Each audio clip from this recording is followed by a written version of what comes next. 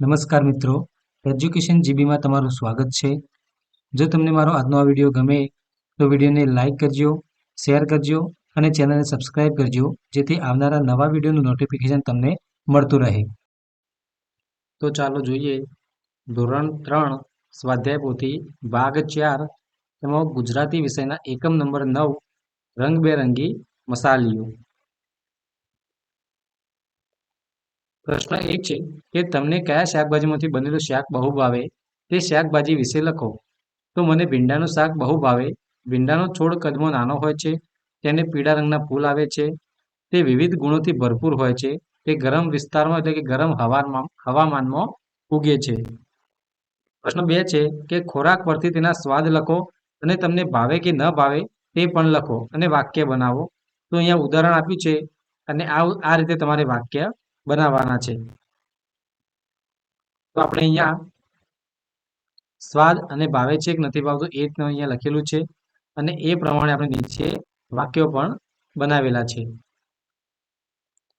પ્રશ્ન 3 છે કે પાઠ્યપુસ્તકના પાના નંબર 143 પર જુઓ અને તેમાંથી નીચેના પ્રશ્નોના જવાબ આપો. તો પહેલું છે શીરીને તીખા વ્રતમાં શું શું ખાધું? તો એને તીખા વ્રતમાં તળેલા મરચાં અને આદુની કતરણ ખાધી.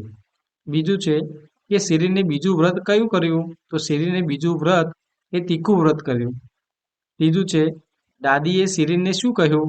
તો બસ બેટા 3 વ્રત થઈ ગયા, હવે વ્રત લંબાવવાની જરૂર નથી. ચોથું છે શીરીનનું છેલ્લું વ્રત કયું હતું? તો કડવું વ્રત. અને પાંચમું તમને વ્રત કરવાનું કહે તો તમે કયું વ્રત કરો? તો અમને વ્રત કરવાનું કહેવામાં આવે તો હું ગળ્યું વ્રત કરું. પ્રશ્ન 4 છે કે ફકરા પરથી પ્રશ્નોના જવાબ લખો. તો અહીંયા જે ફકરો આપ્યો છે એ ફકરો વાંચવાનો છે અને એ પ્રમાણે નીચેના પ્રશ્નોના જવાબ આપણે લખવાના છે.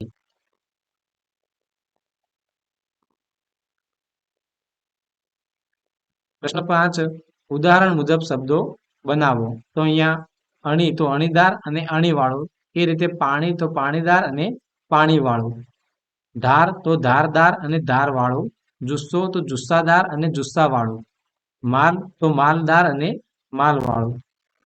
જો મિત્રો તમને મારો આજનો આ વિડીયો ગમ્યો હોય તો વિડીયોને લાઈક કરજો, શેર કરજો અને ચેનલને સબસ્ક્રાઇબ કરજો, જેથી આવનારા નવા વિડીયોનું નોટિફિકેશન તરત જ તમને મળતું રહે.